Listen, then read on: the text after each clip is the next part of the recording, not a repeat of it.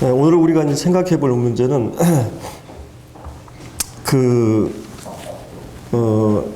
이제 한 가지는 뭐예요?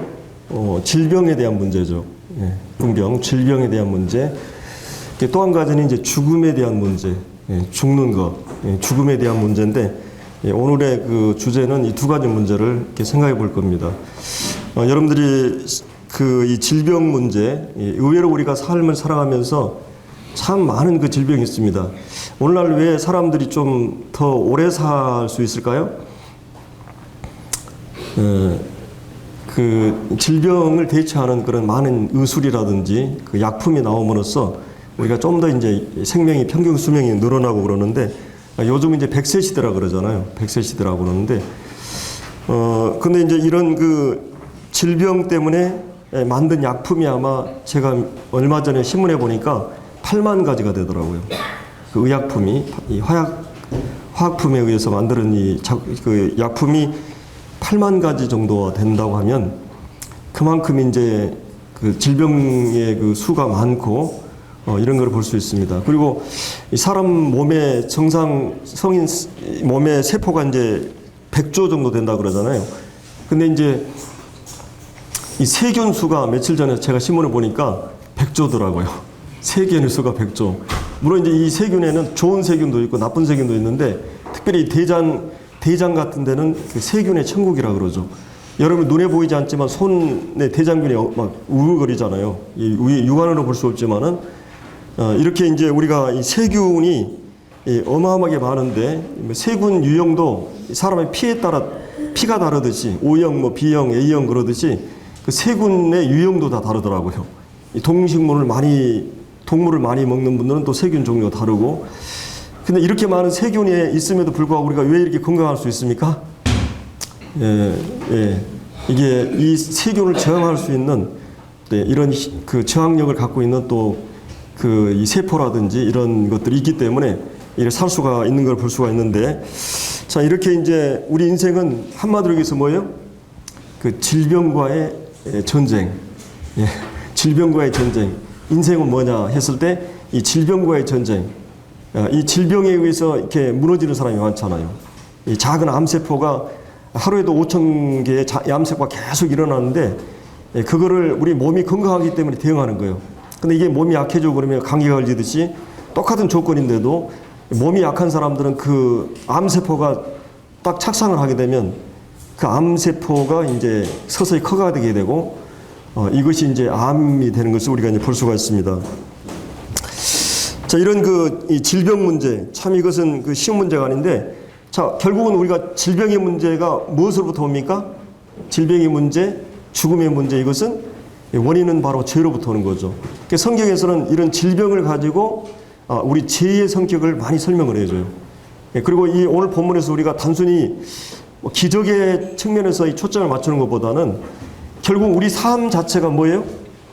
우리가 살아가면서 숨쉬고 살아가는 것이 기적이라요. 여러분들 우리가 이게 하루하루 살아가는 것이 기적입니다.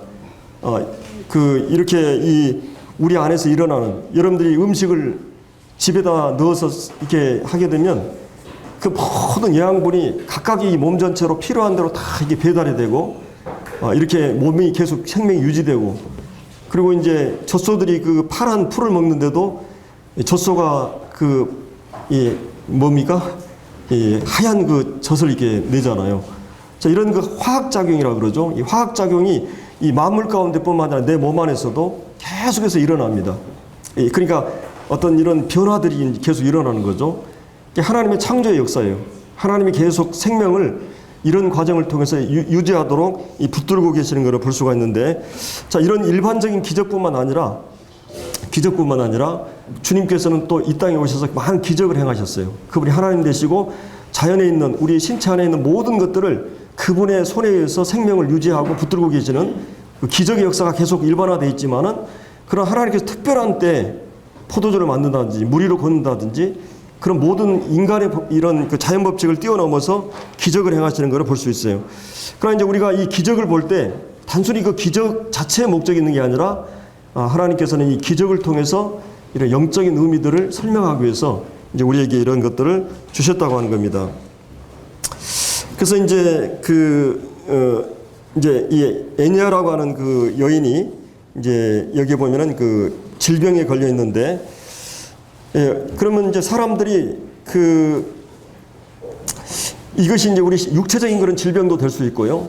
그 다음에 이제 우리가 20세기, 21세기는 이제 더 심각한 문제는 이 마음의 질병, 이런 어떤 그 정신적인 질병, 이런 것에 의해서 이 자기 자신을 받아들이지 못하는 우울증, 또 자기 자신을 지나치게 자기에 도취되어 있거나 과대평가하는 그런 이런 이 조울증, 이런 뭐 수없이 많은 정신적인 질병, 가면 갈수록 우리 보면 이 마음 심리학이라든지 또 많은 상담학이나 이런 걸 통해서 이런 질병들이 끊임없이 일어나는 걸 볼 수가 있습니다.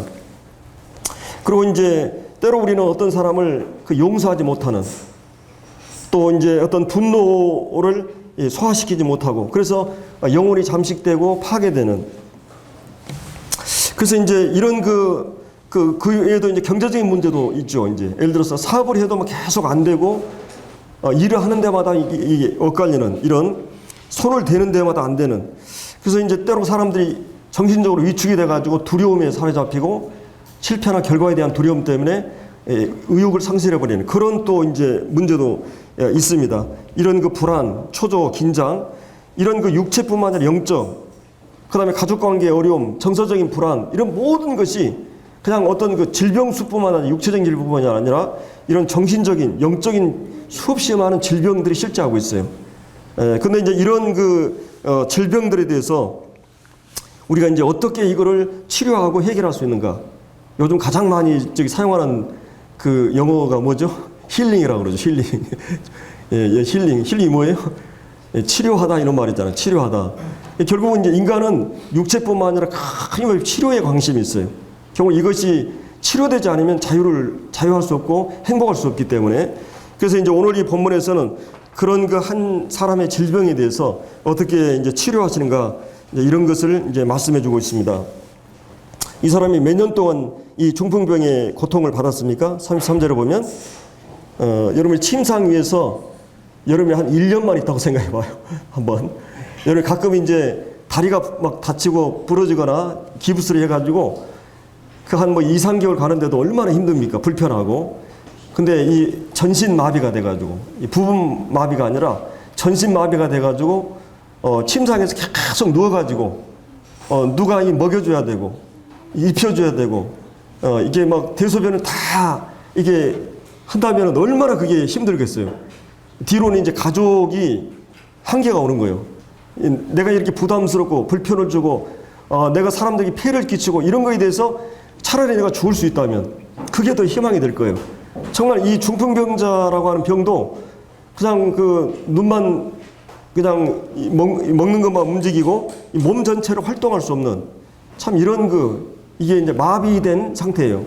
근데 우리가 이제 어떤 마비라고 하는 것이 막 가끔은 이제 어떤 근육 마비가 있고, 또 예를 들어 뇌가 다쳐가지고 마비가 오는 경우가 있고, 여러분 이게 뇌에서 이제 중추신경이라고 그러고 중추신경인데, 중추 상반신이 이상이 오면은 손발이라든지 이게 위에 이걸 움직일 수 없죠. 그리고 하반신이 마비되면 하체가 마비돼 버립니다. 저도 이렇게 어린 시절 때 하체 마비가 돼가지고 7살 때 걷기 시작했다고 그래요. 제가 이렇게 걷는 것이 기적이에요. 걸어 다니는 게 하나님 기적이에요. 여러분 짝대기 2개 딱 세워놓으면 설 수 있어요, 없어요? 우리가 걷는 것 참 놀라운 일이죠. 근데 이렇게 이제 많은 그런 지금 몇 년이라고 하는 세월이에요? 8년 동안에 누운 지 8해라. 얼마나 그가 고통스러운 세월을 보내고 있겠어요. 사회적으로 격리가 되고, 이 사람 친구가 멀어지고, 가족들은 이제 불편해하고 힘들어하고, 본인 자신도 이게 너무 힘든, 막 때로는 이렇게 오래 누워있으면 어때요? 덩어리가 막 악창이 나요, 막. 구더기가 생기기도 합니다. 그래서 이런 이 사람에게 오직 하나의 소원이 있다면 아마도 죽는 거 아니면 이 병에서 놓이는 것이에요. 한전히 이 사람의 소원이 바로 그런 것일 것입니다. 움직일 수 없는 손발이 모든 힘을 잃어버린. 근데 어떻게 보면 구원받지 않은 사람이 이러지 않을까요? 구원받지 않은 사람이 정신은 있어요. 이렇게 하고 싶어요. 근데 되지 않아요. 그리고 때로는 내가 어떤 중독에 걸려가지고 구원받기 전에도 내가 습관적으로 갖고 있는 이런 것에서 헤어나지 못하면 바로 이게 중풍병이죠. 감각이 마비되고 또 이렇게 마비된 삶. 그게 이제 우리가 구원받은 이제 10년이 될 수도 있고 20년이 되고 30년이 됐고 우리가 구도자들 가운데 이렇게 이제 태어날 때부터 죄인들, 중풍병자들이 구원받지 않으면 영적으로 이렇게 중풍병과 같이 누워 있는 거죠. 이런 영혼들이 우리 주변에 얼마든지 있을 수가 있습니다. 정말 이 병은 그때 당시 때 의술로는 치료할 수 없는, 지금도 그러죠. 이 중풍이나 이런 거에 오면 회복이 안 되는 거죠. 그래서 이런 불치병, 자, 이런 상태에 이 사람이 놓여 있는 것입니다. 이 성경에 보면 예수님도 2번인가 제가 기억하기로 이 말씀 묵상을 하면서 2가지 마태복음 9장에 보면은 이 중풍병자가 나와요. 이 중풍병자는 4사람의 친구가 이렇게 이제 들것을 가지고 이 사람을 이제 4사람이 그 지붕을 뜯어가지고 이 친구들이 아마 이 친구들은 가족이 될 수도 있고 아주 친한 친구도 될 수 있어요. 정상적으로 직장생활하고 사업을 하다가 중도의 사람이 병이 걸리는 것 같아요. 그러니까 너무나 친했던 친구들이 자기의 그 친구의 아픔을 보고 예수님이 분명히 이 예수님은 이걸 치료할 수 있다고 하는 믿음을 가졌어요. 근데 이 마태복음 9장에 나오는 중풍병자가 치료되는 것은 그 사람의 믿음보다는 그 내 친구의 믿음이었어요. 그러니까 여러분들이 가족을 위해서 저도 이번에 이제 시골 가서 전도하려고 그러는데 참 전도하기 보통 힘든 게 아니더라고요. 지금 우리 형수를 겨냥하고 이제 전부 모였어요. 다 이제 믿음 안에 있으니까 저희 광양에 이제 이점수 병대님하고 저하고 이제 사역을 하고 있잖아요. 그래서 이제 어떻게 하든 기회를 노리고 이제 한 20-30분이라도 이렇게 가족이 모여서 이게 말을 하려고 그러는데 하여튼 어떤 말을 하면은 막 딴 말을 해버리고 막 계속 그래가지고 전혀 무관심하고 관심이 없고 그리고 마치 이건 막 가끔 여러분들이 대출받으라고 막 문자 오는 것처럼 내가 원치 않는 걸 강요당할 때 그것처럼 힘든 게 없잖아요. 막 그냥 막 물건을 사고 싶지 않은데 막 그냥 열띤 막 하면서 막 전혀 무관심하고 관심도 없고 그에 대해서 아주 비현실적인 것으로 생각하면서 냉소적인 어떻게 말을 해야 될지 전혀 관심이 없어요. 우리 가족들은 구조자들은 어떻게 하든지 말을 걸어서 막 하려고 하면 엉뚱한 얘기만 하고 이게 이제 빗나가고 막 그러고 그냥 마치 그게 뭐 말도 안 된다는 소리로 이렇게 저희 이제 이 장모님한테도 어떻게 하든지 복음을 전해야 되는데 그런 생각을 해봤어요. 혹시라도 이분들이 예수님 안 믿고 지옥에 떨어져 가지고 만약에 내가 뒤로 이분들을 이제 지옥에 간 그분들이 우리를 생각할 때 어떻게 생각할까? 그때 나를 두드려 패서라도 강요해서라도 막 협박을 해서라도 복음을 전했어야지. 가끔 우리가 이제 수능 시험 수능 학생들이 이렇게 고3들 할 때 부모들이 와가지고 얘는 지금 이 학교에 들어가는데 맞는데 부모들은 항상 이상을 생각하잖아요. 그러니까 무조건 쓰라는 거예요. 내가 책임지겠다. 근데 떨어지면 어때요? 그 학부모들이 그냥 교사들한테 와가지고 막 그때 막아줘야지 막 그러면서 막 따인다 그러잖아요. 사람은 그 상황이 안 되니까.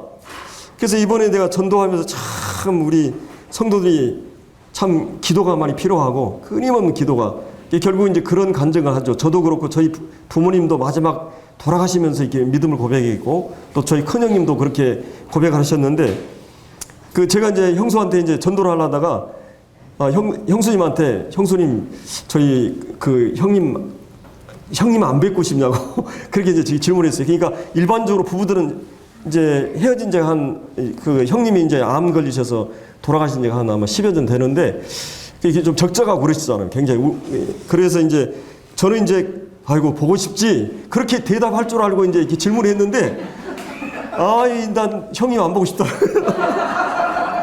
그러고 아이고 내가 앞으로 다른 세계에 있어도 그 형님이 다른 세계하고 살고 싶다고. 말을 딱 그냥 막아버리니까 어떻게 더 이상 얘기를 못 하겠더라고요. 여기 사실은 이제 숭열자매님 아버님한테 전도를 할 때는 제가 이제 아내 보고 싶죠 그랬거든요. 그랬더니 보고 싶지 그러시더라고. 굉장히 이해가 좋으셨거든요. 그리고 그러면 아내는 어디 갔을 것 같냐고. 그랬더니 우리 아내는 천국 갔지. 창실하게 살았고 교회를 열심히 다녔기 때문에 그럼 우리 그 부처님은 어디 갈 거냐고 그랬더니 나는 천국 갈 자신이 없다고 이제 그렇게 해가지고 그러면 그 안에 보고 싶지 않냐고 이렇게 이유도에서 이제 전도를 풀어간 적이 있거든요. 그러니까 이분이 잘 그냥 술술술 받아들이는 태도를 보이더라고요. 근데 우리가 어떤 전도를 할 때 순간순간 이렇게 이제 막 이게 대응을 해야 되잖아요. 근데 딱 그렇게 하니까 말이 막혀가지고 형수님한테 전도를 못했는데 하여튼 뭐 이 가족 전도가 이렇게 보통 문제가 아니에요. 그래서 우리가 가족은 포기할 수 없잖아요. 끝까지 기도해야 되고 그다음에 또 한 가지는 하나님께서 두 가지 방법으로 우리 기도를 들으시더라고요. 한 가지는 우리가 계속 저희 매형은 이제 큰형님하고 나이가 막 아버지 아들뻘 될 정도로 이렇게 간격이 멀으셔가지고 명절 때 가면 계속 한 20-30분 전도하면 그거 뭐 죽어봐야 알지 그러면서 안 받아들였다는 거예요. 근데 그분이 마지막 돌아가시 전에 허윤욱 형님이 이제 이렇게 상담을 했는데 확실하게 이제 변화되는. 그래서 계속 반복해서 물어봤다는 거예요. 진짜 천국 갈 수 있냐고. 근데 너무 분명하다는 거예요. 그래서 우리가 기도를 놓치면 안 됩니다. 위해서 끝까지 우리가 기도해야 돼요. 하나님이 그런 기회를 주시거든요. 이렇게 마음을 움직이는 건 하나님이 하시기 때문에 우리가 지금 교회에서도 기도하는 것은 우리가 내 의지로만 되는 게 아니에요. 하나님의 은혜가 필요하거든요. 그래서 이 구도자를 계속 기도가 필요한 거죠. 그래서 이제 여기서 이런 지금 베드로가 이제 눕다 이 성도의 집에 이제 가게 됩니다. 그래서 애니아는 이제 여기 보면은 이렇게 이제 마음이 고통을 받으면서 이제 중요한 것은 이 베드로가 이 베드로도 어떻게 보면 참 옛날에 그 어떤 최근명인가 그 목사가 있었는데 이분이 이제 아주 열정적인 분이에요. 막 이 시장통으로 돌아다니고 버스로 돌아다니면서 예수님을 증거하는 그런 분이었거든요. 열정이 대단한 분인데 이분이 이제 어느 날 시장통에서 이렇게 이제 장애인들이 이게 구걸하는 분들 있잖아요. 그래서는 이분한테 이제 이분이 주님의 이름으로 이 사람한테 명하고 싶은데 이게 만약 안 되면 어떻게 되겠어요? 이게 창피가 당하잖아요. 그래서는 이분이 이제 이분을 따로 이제 저 골목길로 가가지고 인도를 해가지고 이제 명령을 한 거예요. 근데 어떻게 되겠어요? 이게 이제 안 된 거죠. 그러니까 이 사람은 안 될 건 믿고 이제 한 거예요. 그러니까 하나님이 해주실 거다 믿는 게 아니라 이 사람이 안 될 것을 생각하고 하니까 안 일어나는 거거든요. 계속 그가 기도하다가 진짜 이분이 이제 그런 기적을 했어요. 이 한국 초대교회에 우리 한국 초대교회 가운데 그런 역사가 있었는데 진짜로 그렇게 이제 했다는 제가 이제 그걸 들었었거든요. 근데 이 베드로에게는 어떻게 했어요? 베드로도 지금 이 애니아를 보고 이제 눕다 여기 이제 눕다라고 하는 아마도 이제 여러분들이 우리나라 지금 저기 지도에 보면은 저 지금 이스라엘 지도가 있잖아요. 저쪽 이제 바다 쪽이 지중해라 그러죠. 지중해. 저쪽이 이제 서쪽인데 이 지중해 보면 이렇게 꼬리가 나와 있고 쭉 그쪽이 바로 이스라엘은 서해안이라고 그래요. 서쪽이라고 그래요. 우리나라로 얘기하면 인천, 군산 이쪽이 서해안이죠. 서해안. 근데 이제 이 눕다가 이제 이 서해안 쪽의 한 도시였어요.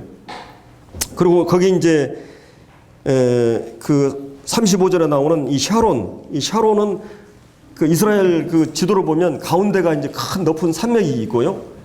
그리고 이제 서쪽 저 해안 지역으로는 해안 평화가 형성되어 있어요.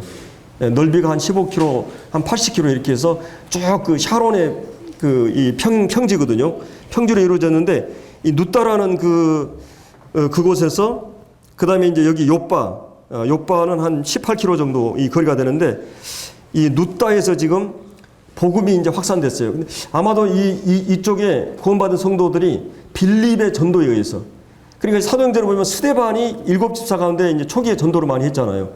그 다음에 이제 빌립이 자기 딸이 예언자 3명이 있었는데 이쪽 지역에 전도해가지고 교회들이 지금 이렇게 형성이 돼 있었습니다. 그래서 우리가 이제 베드로하고 바울이 예루살렘에 이제 만나잖아요. 그러니까 15일 동안을 이 바울과 베드로가 얘기를 합니다. 그때 이제 베드로가 그때까지 사도들은 예루살렘 떠나지 않았어요. 근데 그 이후로 이제 사마리아의 지역에 전도라고 하고, 그 다음에 지금 베드로가 순회 사역을 하는 거거든요. 여러 지역에 가서 전도도 하고 성도들을 이렇게 이제 말씀 사역을 하는데, 아마도 이 바울이 그 예루살렘에서 만난 그 바울과 베드로가 바울이 그동안에 있었던 일들을 다 했었던 것 같아요. 하나님 어떻게 자기를 부르셨고, 하나님 이방 선교를 위해서 자기를 부르셨다. 그리고 이제 그런 얘기를 들으면서 베드로가 아마도 도전을 받지 않았을까. 그래서 그가 이제 예루살렘이라는 이 틀을 벗어나가지고 이 지방으로 가면서 이렇게 전도를 했던 것 같아요. 그래서 룻다에 도착한 거예요, 베드로가. 그리고 이제 이 12장까지 베드로 사역이 나와요, 사도행전에. 그리고 13장부터는 바울 전도가 이제 계속 나옵니다. 바울 중심으로 해서. 그래서 여기 이제 이 룻다에 갔는데 지금 이 한 성도가, 애니아라는 성도가 만나게 되고, 그가 중풍병으로 침상에 8해를 있었어요. 자, 베드로가 이제 이 애니아에게 예수 그리스도께서 너를 낫게 하시리니. 그러니까 베드로의 첫째는 중요한 건, 베드로의 믿음은 뭐예요? 베드로 자신에게 이런 능력이 있다고 생각했을까요? 내가 이런 능력이 있다 해가지고 이렇게 했을까요? 그냥 베드로가 그렇게 한 건 아니죠. 그 다음에 중요한 것은 예수님이 치료하실 거라고 하는 이 믿음을 갖고 있었고, 그 다음에 예수님께서 그 사람을 지금 치료해 주실 것에 대한 확신을 가졌어요. 물론 이제 이런 일들이 이루어질 때는 우리가 전도를 하다도 보면 성령님이 강하게 역사하신 때가 있어요. 전도자가 그걸 느껴요. 어떤 형태로든지 이 전도자가, 이 베드로가 그냥 괜히 그냥 어떤 자기 과실을 위해서 사람들에게 보이기 위해서 그냥 이렇게 한 게 아니에요. 그가 이 사람을 보면서 긍휼히 여기는 마음이 있었고, 정말 이분이 치료됐으면 하는 생각이 들었고, 그 다음에 또 한 가지는 이제 주님이 강하게 그 안에서 성령으로 역사하신 거예요. 뭔가 어떤 느낌이나 생각이나 어떤 형태로든지 그 본인이 느낄 정도로. 그랬을 때 베드로가 이제 여기 뭐라 그랬어요? 예수 그리스도께서, 예수님께서 너를 낫게 하신다. 아마 예수님께서 너를 낫게 하실 거야 이런 게 아니라 예수님께서 지금 너를 낫게 하신다. 그런 확신이 든 거예요. 그래서 그 명령을 이제 한 거거든요. 그래서 이제 기적이라고 하는 것은 내가 만드는 게 아니죠. 여러분들 바울, 베드로 그러면 얼마나 훌륭한 분이에요. 이 사람이 가면 사람 막 세상이 변화되고 막 이런 생각을 하는데, 아무리 바울이 그렇게 훌륭한 석학이고 뛰어난 분이었지만, 실력자였지만 그의 그 실력에 의해서 사람이 변화되지 않아요. 그가 변화되는 것은 이 복음의 내용, 예수님께서 어떤 일을 하셨고, 그리고 성령의 능력으로 그 사람이 변화되는 것이. 그러니까 중요한 것은 우리가 그 하나님 말씀을 순종하는 자들을 통해서 역사하셔요. 그 말씀에 그대로 헌신된 자들을 통해 역사하셔요. 그 어떤 배경을 가지고 있냐, 그거보다 더 중요한 것은 하나님께서 이 일을 하신다. 그러니까 우리가 전도라고 하는 것도 내가 능력이 있거나 실력이 있어도 되는 게 아니에요. 사람을 변화시키는 것은 결국 뭐예요? 내 말재주도 아니고 내 어떤 열정도 아니에요. 예수님께서 이 사람을 변화시킬 수 있는, 또 성령님이 이 사람을 변화시킬 수 있다고 하는 그런 확신을 가져야 될 필요가 있습니다. 그래서 이 베드로는 아주 단순한 사람입니다. 그러니까 이 무리로 예수님이 걸어오니까, 예수님 나도 한번 걷도록, 아마 이 사람이 과학을 좀 알았으면 이런 얘기를 안 했을 것 같아요. 그러니까 이게 예수님 걸어오니까 단순하게 생각한 거예요. 아니 나도 걸을 수 있겠구나 하고 예수님한테 나를 무리로 걸어오라고 한번 해달라고 그러잖아요. 그러니까 무리로 걷다가 이제 파도를 보고 이제 빠져들어가는데, 이 베드로는 예수님을 통해서 그 모든 기적을 봤어요. 예수님 삶을 겹해서 다 봤어요. 예수님이라면 할 수 있다고. 우리가 사도행전 3장에서도 놀라운 기적이 나오잖아요. 그때 뭔 일이 있었습니까? 안진뱅이를 그냥 나사렛 예수 그리스도 이름으로 일어나 걸으라 해 어떻게 됐어요? 걸어서 갔잖아요. 베드로는 이런 경험이 있었어요. 그리고 예수님은 하실 수 있다고 하는 믿음이 있었어요. 근데 이제 이 일을 하는 이 과정을 보면, 거기에 보면 이제 베드로가 이제 예수 그리스도 이름으로 이를 낫게 합니다. 그래서 여기서 가장 중요한 것은 뭐냐면, 그 베드로는 예수님의 능력을 믿었어요. 그리고 예수님이 이 땅에 오셔서 그분이 얼마나 사람들을 불쌍히 여기고 긍휼히 여기시는가, 사람들이 죄로 말미암아 이렇게 망가지고 고통당하고 있는 것을 보면서 주님이 긍휼히 여기시는 주님의 그 은혜와 긍휼에 대해서 확신했어요. 또 한 가지는 예수님께서 그렇게 능력이 있으시고 회복할 수 있다고 하는 확신을 가졌어요. 그리고 결국은 이 기적이 끝마쳤을 때 항상 누가 영광을 받아요? 하나님께서 주님이 영광을 받도록. 그래서 이 예수님의 그 긍휼과 그 예수님의 이 사랑과 그 다음에 예수님의 그 능력과 치료하심, 그리고 예수님께 영광을 돌리는 이 모든 것이 예수님이 모든 역사 가운데 일하시는 것을 우리가 이제 볼 수가 있습니다. 그래서 이 베드로는 명료하게 얘기하는 거예요. 34절에 예수 그리스도께서 너를 낫게 하신다. 여러분 안에 있는 어떤 습관들, 내가 구원받고 나서도 이 옛사람 안에 있는 어떤 고질적인 그런 부분들이 있을 수 있어요. 습관적인 것들도 있고 내가 죄의 본성 때문에 시달리는 부분도 있어요. 아직도 헤어나지 않는 구원받은 성도들이라도 그것 때문에 계속 내가 영적으로 침체되고 영적으로 내가 계속 하락되고 빠져들어가는 이런 문제가 있을 수 있습니다. 근데 베드로가 여기 말하는 것처럼 바로 예수 그리스도가 우리를 그것에서부터 치료할 수 있다고 하는 이것을 말하고 있어요. 그래서 이 말이라고 하는 건 빛과 소리처럼 분명하게 전달돼요. 이해할 수 없는 말은 소용이 없죠. 가치가 없어요. 그래서 믿음이 분명하게 하기 위해서는 이 말씀의 내용이 분명해요. 이 믿음의 대상이고 이렇게 할 수 있는 분이 누군가? 바로 예수 그리스도. 애니아도 그렇고, 그러니까 처음 보는 사람한테 예수님이 너를 이렇게 한다 그러면 이 듣는 사람 어떻게 했어요? 애니아가 어느 정도 예수님에 대해서 들었고 알았어요. 예수 그리스도가 네가 알고 있는 예수가 너 치료해 줄 거다. 이렇게 얘기한 거예요. 베드로가 그냥 아무 배경이 없는 사람한테 그렇게 얘기한 게 아니에요. 분명히 이 사람은 유대인이었고 그런 배경을 갖고 있었고 이 복음을 들은 성도라고 생각할 수 있어요. 예수 그리스도께서 바로 이 하나님의 기름 부은 구세주, 그가 누구인가? 정말 주님께서 가장 높으신 하나님의 아들, 우리를 구원코자 지극히 거룩한 그 옷을 벗으시고 인간의 모습, 혈육을 입으시고 우리 가운데 오신 갓난 아기의 모습으로 구유에 나시고 여인의 가슴에 안긴 이 하늘에 거할 장막 영광을 창조하신 그분, 땅의 기초를 놓으신 그 하나님, 무한하신 분, 그분이 어린아이가 되고 영원하신 그 하나님, 그분이 어린아이의 모습으로 우리 가운데 오신 그 예수 그리스도. 베드로는 그분이 누구인 걸 알았어요. 만군의 하나님, 그분이 바로 이 땅에 오셔서 30년 세월 우리 인간과 함께 하셨어요. 목수의 아들로 목수의 일을 하시고, 그리고 우리를 하나님과 우리 화목하기 위해서 바로 십자가에 오르신 분, 바로 그분, 우리 인간을 사랑하시고 인간을 좋아하시고 인간을 위해서 이 우주 만물을 모든 걸 만드시고 인간을 위해서 자기의 생명까지 기꺼이 바칠 만한, 그리고 하나님께서는 우리 생명을 천하보다 귀하게 여기시는데, 그래서 우리가 이 사람을 사랑할 줄 알아야 돼요. 이게 굉장히 중요해요. 우리가 그 사람이 뭐 배운 것, 못 배운 것, 부유한 것, 가난한 것, 능력 있고 유능하고 무능하고 이 뭐 장애인이고 아니고 모든 걸 떠나서 우리는 사람을 사랑할 줄 알아야 돼요. 왜냐하면 하나님께서 사람을 사랑하시기 때문에.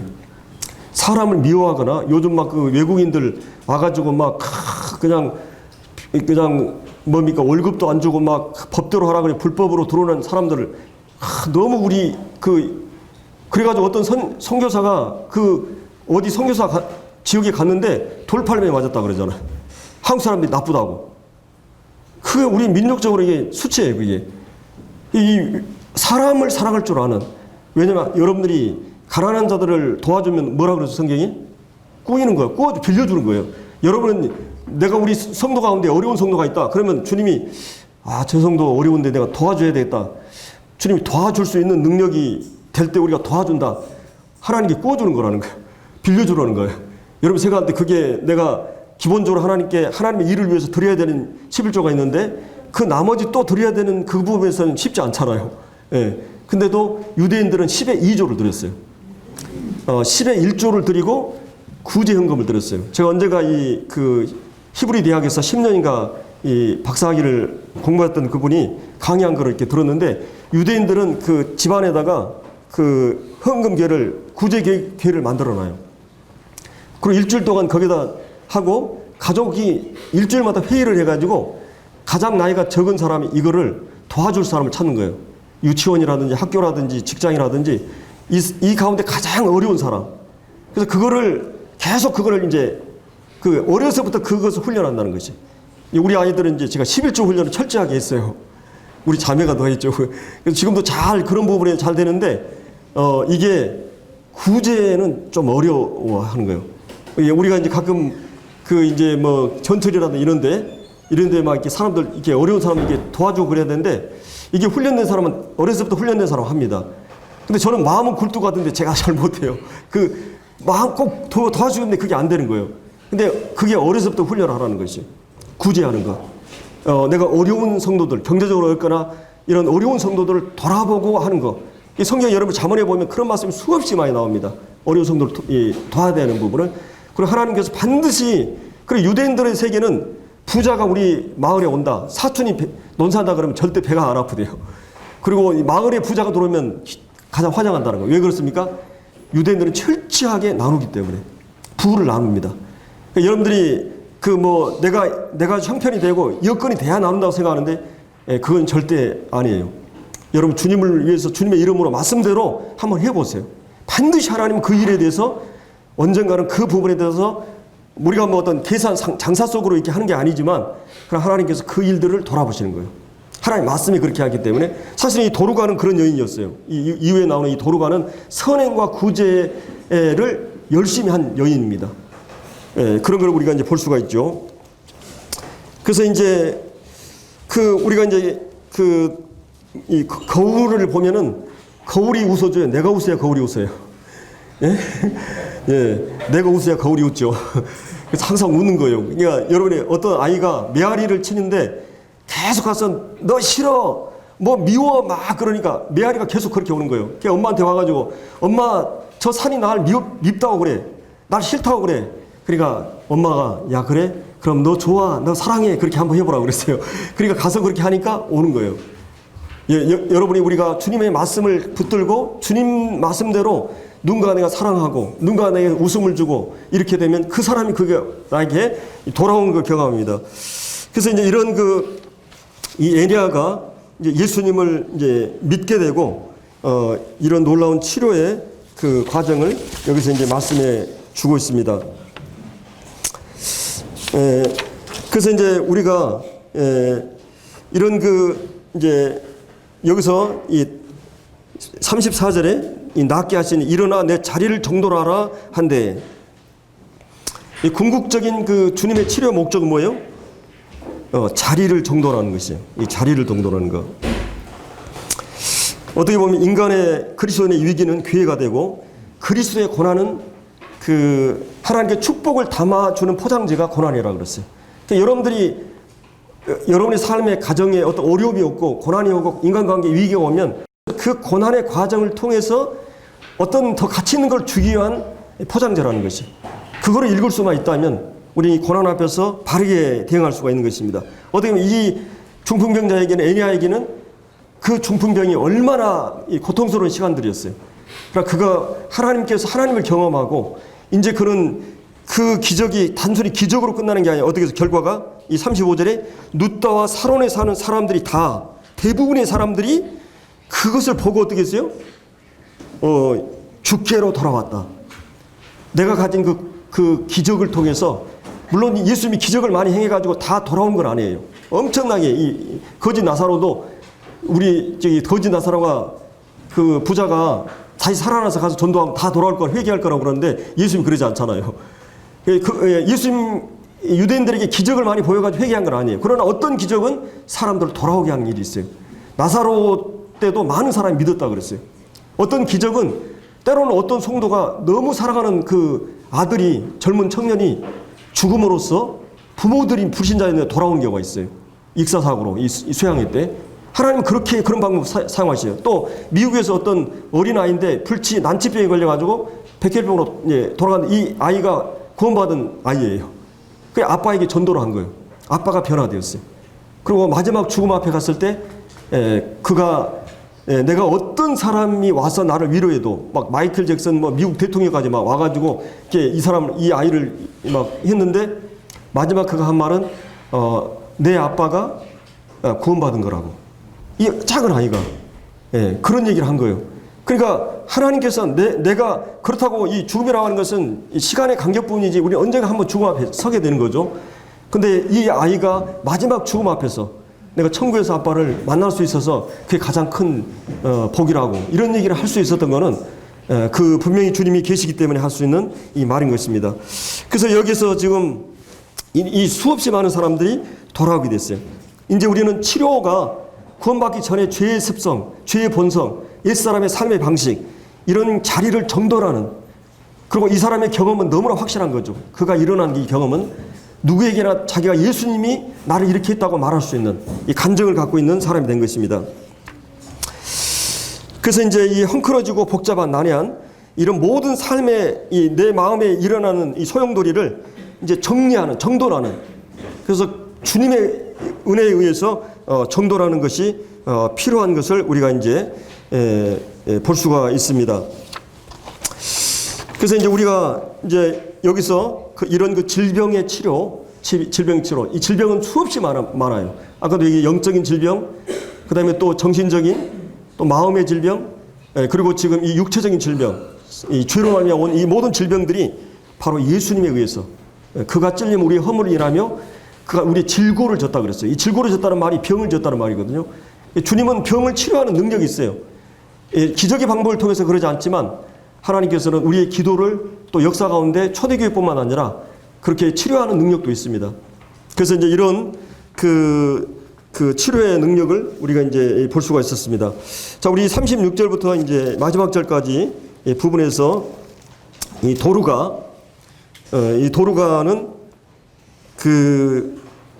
참 이걸 보면서 우리가 생각할 수 있는 거는, 우리가 이번에도 제가 조도로 갔는데 그 세월호 아직 구출되지 않은 애들이 9명이가 되잖아요. 그 가족들이나 부모들이 다 와 있는 것 같더라고요. 그 세월호 관련된 그 분들이 많이 와 있더라고요. 차가 어마어마하게 주차가 돼 있더라고요. 그래서 참 그 세월호 때도 그 300명 이상 아이들이 참 어이없게 그냥 이렇게 세월호 침몰에 의해서, 그리고 그 부모들은 평생 그 사랑하는 자들을 잃어버리고 아픈 가슴을 가지고 이제 이렇게 와 있는 것을 보면서 어떻게 보면 이 도루가 여러분들이 이 장례식은 그 사람의 성적표라 그랬어요.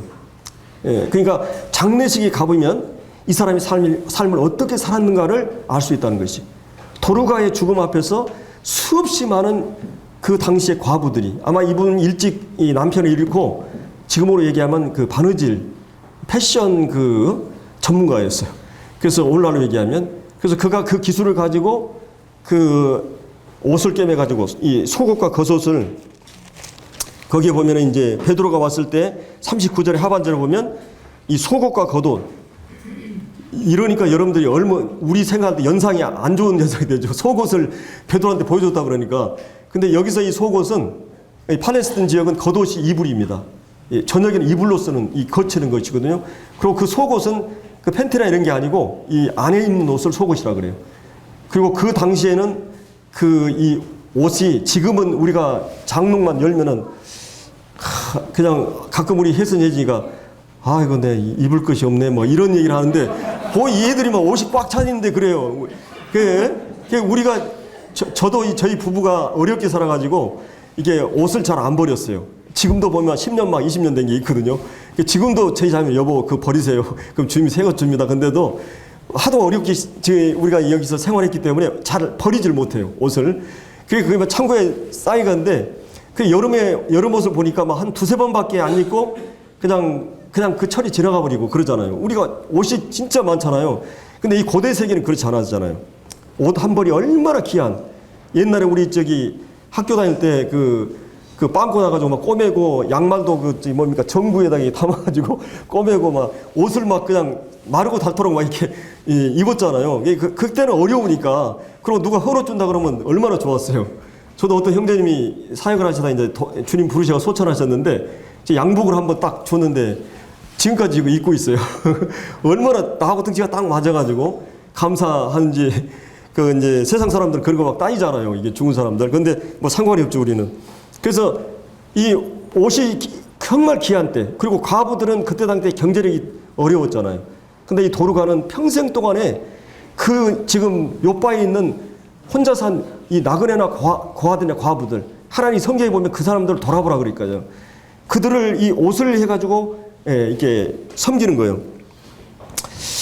그랬을 때 거기에 그의 장례식에 수없이 많은 사람들이 오게 되고, 강요나 억지로 뭐 체면차례 온 게 아니라 정말 이 사람의 죽음에 대해서 슬퍼하고 아파하고, 참 귀한 사람. 여러분이 어떤 사람이 죽었는데 아이고 그냥 빨리 진즉 죽지 뭐, 잘 죽었다 막 이렇게 하는 사람이 있어요. 그렇잖아요?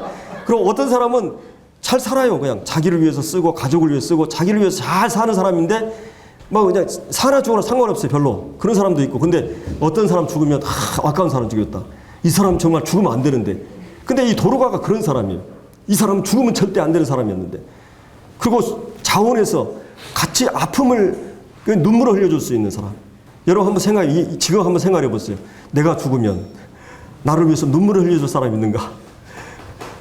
저도 이제 자리 이동을 하려고 그러니까 내임덕 현상이 있는지 이게 성도들이 문자로 해도 안 오고 전에는 잘 왔는데 그래서 이제 마음이 그런 마음이 내가 죽으면 나를 위해서 눈물을 흘려줄 사람이 있는가? 정말 마음으로. 예. 그래서 그거는 뭐겠어요? 그 사람이 평소에 어떻게 살았느냐가 결정되는 거예요.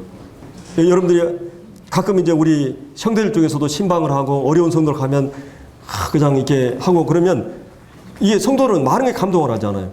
마음을 표현하고 마음을 나누는 것. 작은 물질이지만 이렇게 해주는 건 그것이 그 사람에 대한 인상을 완전히 다르게 하는 거예요. 예. 우리 가운데도 우리 형제들 중에서도 어려운 성도 돌아보고 이러면 성도들이 저 형제 신앙에 대해서 거기에 대해서 큰 평가를 하는 거예요. 그래서 우리가 어떤 뇌물성이라든지 계산적인 것이 아니고 감사 표현하고 마음을 표현하고 또 내가 어려운 성도들과 함께 나누는 아픔을 나누는 그리고 성도들이 뭐 병들거나 병원에 입원했거나 장례식이나 경조사 어려운 거나 이러면 항상 같이 해주는 이게 성도이잖아요. 형제고 우리가 같은 이제 영혼을 함께하는 형제들인데 그런 부분에서 우리가 항상 함께하는 어떤 일을 제쳐놓고라도 그래서 장례식 가보면요. 우리 이천의 엄영재님은 참 그런 걸 잘하셔요. 전국적인 전국구예요. 어디 성도가 그럼 내 형제가 하는 것처럼 갑니다. 근데 그 어머님 돌아가셨을 때 전국에서 하면 제가 볼 때 굉장히 많이 오셨어요. 왜 그렇습니까? 그게 심었기 때문에 그래요. 마음을 들였기 때문에. 여러분 보세요. 여러분의 장례식이나 뭐 이런 거 많이 안 온다. 이게 분명히 여러분이 안 했기 때문에 오는 거예요.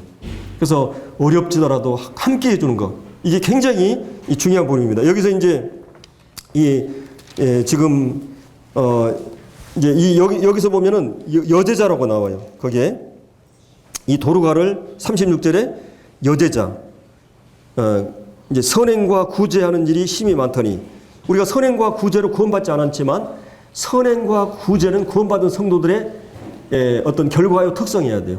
사랑을 표현하는 특성이에요. 사랑할 수밖에 없는 믿음을 갖고 있는 사람들이에요. 근데 그 사람이 사랑을 구체로 표현하지 않는다? 이거는 근본적인 믿음의 문제가 있는 거예요. 그러니까 성도들은 내가 이 교회 안에 돌아볼 사람이나 또 우리 주변에 있는 사람 중에서 어려운 사람이 있으면 물질적으로 구제나 선행. 우리가 오늘날 이제 캐토릭이나 이제 이 기독교 안에서도 이 좀 진보적인 노선에서 이 사회 이 활동을 많이 하잖아요. 근데 우리는 그 사람들을 굉장히 냉정하고 이러는데 사도 바울도 이 가라데에 보면 이 가난한 자를 구제하는 걸 범사에 힘썼어요. 이 교회가 예루살렘에 기근 들어가지고 어려우니까 마게도냐 성도들이 막 극한 가난과 이 환난과 핍박 가운데서도 그 풍성한 연보를 하게 됩니다. 이게 성도의 사랑이에요. 그래서 어려운 성도를 돕는 것. 근데 기본적으로 내가 11조 가지고 막 이렇게 하는 게 아니라 주님 앞에 이 교회 운영을 위해서는 교회 사역을 위해서는 또 이게 필요한 거고 그것에서 나머지를 가지고 할 수 있는 그 믿음이 필요해요. 그래서 이제 이런 것들을 초대교회 이 성도 가운데 했고 주님이 다만 이 구제할 때 뭐예요? 절대 사람이 보이거나 생색내게 하지 말라. 오른손이 한 거 왼손이 모르게 구제를 해라. 근데 이 여인은 그렇게 했어요. 그렇게 했기 때문에 거기에 대해서 이런 반응이 나타나고 있고 그 다음에 또 한 가지는 자기의 달란트가 있었어요. 재능이. 그게 뭐였습니까? 바느질하는 일이었어요. 여러분의 육신적으로 제가 많은 걸 잘 못해요. 제가 이제 평택교에서도 막 신방 얘기하고 막 이렇게 얘기해서 저는 신방을 못합니다. 예, 제가 구도자 전도하고 우리가 모친님들이나 어려운 사람들은 내가 돌아보지만 제가 수요일날 잘 나오고 주일 잘 나온 성도는 잘 못합니다. 또 바쁘기도 하고 그래서 이제 저도 이제 월요일 토요일만 해요. 우리 자매가 일을 하기 때문에 이 신방을 하게 되고 그러는데 그러나 내가 구도자가 생기면 진돗개가 됩니다. 물고 안 늘어납니다. 예, 제가 우리 신화자 모친님 같은 10년을 내가 관리를 했어요. 예, 한 번 저는 물면 안 놓아요. 그만큼 저는 영혼들에 대해서는 이 관리를 해야 돼요. 이게 중요한 일이거든요. 그리고 이제 그 다음도 이제 중요하죠. 근데 이제 하나님께서 나에게 주신 달란트가 있어요. 여러분들이 아마 조영재님에 대해서 똑같아 50% 사람들은 이 사람 미워하고 어려워하면 얼마든 이 사람을 뭉개고 험담하고 이 사람을 나쁜 쪽으로 얘기할 수 있어요. 그다음에 이 사람을 좋은 쪽에서 얘기할 수 있어요. 이 관계가 중요한데, 그러면 저에게 한 가지는 뭐냐면, 제가 말씀을 연구하고 개인적으로 또 이 말씀을 전하는 일은 제가 목숨을 걸었어요. 제가 모르겠어 30년 동안 다른 일은 몰라도 그 일을 열심히 했어요. 주님이 아마 이런 그 GNTV라든지 또 지금 CTI라든지 또 이런 모든 일들이 제가 하나님 앞에서 하나님 주신 은사 그 한 가지는 제가 잘할 수가 있어요. 그리고 그것은 내가 즐겨할 수 있고 그거를 위해서는 제가 어떻게 하든지 하루 시간을 투자할 수 있어요. 다른 거는 못하는 게 많아요. 다른 거 여러분 해서도 안 되고 또 그 부분은 다른 부분이 이제 보충하면 되는 거예요. 근데 한 가지 분명한 거는 여러분들 중에서도 육신으로 태어날 때 잘한 게 있어요. 우리 박성태 형제님이 잘하는 것도 아마 있을 거예요. 우리 전진자매도 우리 공경자매도 아마 국문학 출신들이니까 교회 안에서 아마 그런 글 쓰는 그런 거 이제 해도 될 겁니다. 분명히 하나님께서 뭐예요? 한두 가지 잘하는 게 있어요. 우리 형제님들이. 제가 그걸 따르지 못해요. 우리 문형제 말씀 전하는 스타일을 제가 흉내로 못 내요. 그거는 그 형제님의 은사예요. 우리가 이주 형제님 사람 접촉하고 친교하고 이런 거는 이주 형제 없으니까 심심하더라고요. 그리고 제가 얘기를 하려는데 형제도 다 침묵이 분위기맨이잖아요. 근데 한 가지 잘한 게 있어요. 그러니까 여러분들이 못하고 막 이런 거 보지 말고 한 가지 잘한 것만 잘 생각을 해야 돼요. 교회가 그것만 다 드러낸다면 도르가의 달란트가 뭐였어요? 하나님이 바느질하는 것이었어요. 그걸 가지고 선행과 구제했던 것입니다. 여러분들이 할 수 있어요. 여러분이 잘한 걸 가지고 교회 안에서나 여러분 주변 사람들에게. 그리고 영적인 재능도 있어요. 그리스도인들은. 분명히 여러분들이 우리 지금 형제님들을 김기현 형제나 이런 형제들 보니까 지금 맡겨놓으니까 아주 잘해요. 이게 또 학교 교사도 했으니까 이 오영재도 그렇고 이게 훈련을 받으니까 형제들 그대로 하더라고요. 그러니까 내가 없어도 됐구나. 이 생각이 들었어요. 이 형제들이 이렇게 하면 양육 프로그램이 이렇게 돌아가고 그러니까 이 메시지도 이렇게 은사도 있고 그래서 이 교회가 이런 것들에 대해서 분명히 하나님 주신 은사들을 목숨 걸고 개발하고 이렇게 해서 교회에게 덕이 되고 우리 자매님들이 봉사하고 애찬하는 거 이게 보통 일이 아니에요. 이게 주님 앞에서 굉장히 귀한 일들이에요. 정말 이런 일들을 마다하지 않고 그렇게 계속 1년에 몇 차례씩 마음을 다해서 하는 것 하나님 정말 기뻐하시는 겁니다. 그래서 내가 뭔가 이런 일들에 대해서 그리고 이것보다 좀 더 한 걸음 더 나아가서 내가 이제 이게 좀 더 이런 걸 생활화되고 점진적으로 계속할 수 있는 그렇게 될 때 여러분의 삶은 하나님 앞에서 여러분이 죽음 앞에 성경표가 나오는 것이죠. 여러분의 장례식에 여러분들이 이 사람에 대해서 이런 마음을 갖게 되는 것입니다. 그래서 여러분들이 이제 이런 조용하고 은밀하게 이 여인은 수고했고 이 에베소 4장 28절에 다시 도둑질하지 말고 가난한 자들을 구제할 걸 위해서 자기 손으로 수고해서 이제 이러한 자들을 도우라 이런 말씀들이 나오고 있죠. 그리고 이제 이런 자기 달란트 이 재능을 가지고 이제 주님께서는 절대로 물질이 어려운 분이 아니에요. 여러분 주님이 어려워서 여러분 헌금하게 하겠습니까? 그러면 주님 때문에 헌금하라는 거예요. 여러분 때문에 헌금하라는 것이. 절대로 계산을 빨리 돌아가야 돼요. 이 그리스도인들은 머리가 빨리 돌아가야 돼요. 사도 바울은 그냥 가치를 딱 봐서 누라리 막 뱅글고 돌아가면서 딱 그냥 계산이 나온 거예요. 주님 위해서 내가 목숨 걸겠다. 모든 걸 배설모 여기겠다. 아주 이렇게 하는 거예요. 그래서 여러분들이 하나님이 가난하거나 어려워서 헌금하라는 게 아니에요. 여러분이 구제하라는 말이 아닙니다. 그것이 여러분의 복이 되고 여러분의 영혼이 살찌고 여러분 궁극적인 주님 나라 갔을 때뿐만 아니라 주님을 기쁘시게 하고 다른 성도를 유익하게 하고 그리고 영혼들을 구원하는데 이 구제와 이 선행이 여기 이제 아까 에리야가 이 기적으로 회복되고 나서 35절에 주님께 돌아왔다 그랬죠. 근데 도르가가 이제 일어나 이제 살아났을 때도 42절에 보면 온 요파 사람이 알고 많은 사람이 주를 믿더라 그렇게 했어요. 많은 사람 주를 믿었다. 그게 얼마나 귀한 일들이에요. 그래서 여러분들이 하는 일이 복음 전도의 발판이고 기초가 될 수가 있어요. 여러분의 선행이 또 여러분의 선행이 다른 사람의 선을 쌓는 것이 되고 그리고 주님께서 그거를 가장 착한 행실을 통해서 하나님 기뻐하세요. 하나님 그걸 기뻐하시는 예배로 받으세요. 그렇기 때문에 여러분들이 그 하나님 마음에 드는 사람을 돌아보는 일, 하나님이 제일 그 싫어하는 게 뭔지 아세요? 사람 미워하는 것이. 여러분은 하나님한테 한 방 맞으려면 사람 미워하세요. 근데 어떤 사람이든 사람을 미워하면 안 됩니다. 하나님의 형상대로 만들었고, 사람을 어느 정도 하나님께서 하셨냐면 자기 아들의 생명만큼의 가치를 가져요. 그러면 하나님이, 제가 개를 좋아합니다. 제가 개 싫어하는 사람 싫어해요. 제가 개를 계속 얘기하면 또 개판이 되는데, 하여튼 개를 좋아하거든요. 근데 개 누가 막 싫어하거나 이러면 개 싫어해요. 근데 하나님께서 뭘 좋아하시는지 아세요? 사람을 좋아하셔요. 유일하게 피조물 가운데 자기를 닮아 있고 자기 목숨을 걸고 사랑을 하신 분이에요. 창조를 보세요. 구속을 보세요. 절대 여러분 사람을 미워하는 것을 경계해야 돼요. 물론 죄는 미워해야 되지만 사람을 사랑하는, 그래서 이 사람 사랑하는 사람 하나님 기뻐하셔요. 좋아하셔요. 여러분 기도를 아마 가장 잘 들으실 겁니다. 하나님 기뻐하시는 일을 하게 되면. 그래서 이런 방안틀을 가지고 여러분들이 주님을 섬기시고 이렇게 해서 이제 이런 그 놀라운 일들을 하시는 걸 볼 수 있습니다. 그래서 오늘 우리가 이 애니아의 그 중풍병의 치료, 그 다음에 여기 다비다, 도르가의 선행, 그리고 그의 죽음 가운데서 베드로가 모든 사람을 다 밖으로 내잖아요. 야이로 예수님이 고칠 때 같이. 왜 그랬을까요? 집중하기 위해서. 기도 집중하기 위해서. 사람들에게 보이려고 하는 것이 아니기 때문에. 엘리사도 그런 일 있죠. 이 사렙다 과부 아들 살 때 그냥 독대하는 것이요. 죽은 시체와 살아있는 사람 두 명, 그리고 하나님께 이 영혼을 위해서 간절히 기도합니다. 그래서 하나님께서 베드로의 기도를 들으시고 이제 살려내는 걸 일을 하셨어요. 그리고 여러분이 40절의 하반절에 그가 눈을 떠, 여러분 죽어있는 시체가 눈을 뜬다고 한번 상상해봐요. 베드로도 놀랬을 겁니다.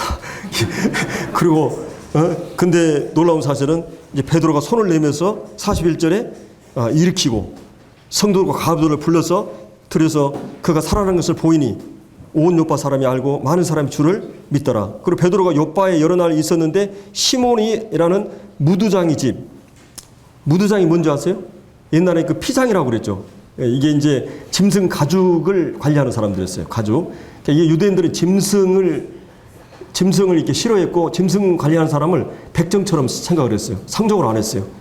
베드로가 왜 여기서 다른 데도 많은데 왜 이 집에 계속 머물렀을까요? 예, 하나님께서 사람에 대해 차별하지 않는다.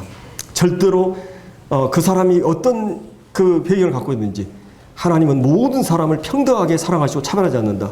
그래서 베드로는 이 피장의 집에서, 무두장의 집에서 오래 머물렀던 것을 보게 됩니다. 그래서 오늘 우리가 이런 하나님께서 여기서 얘기하고자 하는 그 누가 역사가요, 의사였던 이 누가가 사도행전을 기록하면서 의도한 게 뭐였겠어요? 예, 하나님에게는 불가능이 없다. 기독교 안에는 바로 인간을 치료하는, 질병을 치료하는 능력, 죽은 사람을 살려낸 능력이 있다고 하는 것을, 이 메시지를 전하고 싶었어요. 그래서 이 베드로 사역을 여기에 이렇게 삽입을 한 겁니다. 기도하고 마치겠습니다.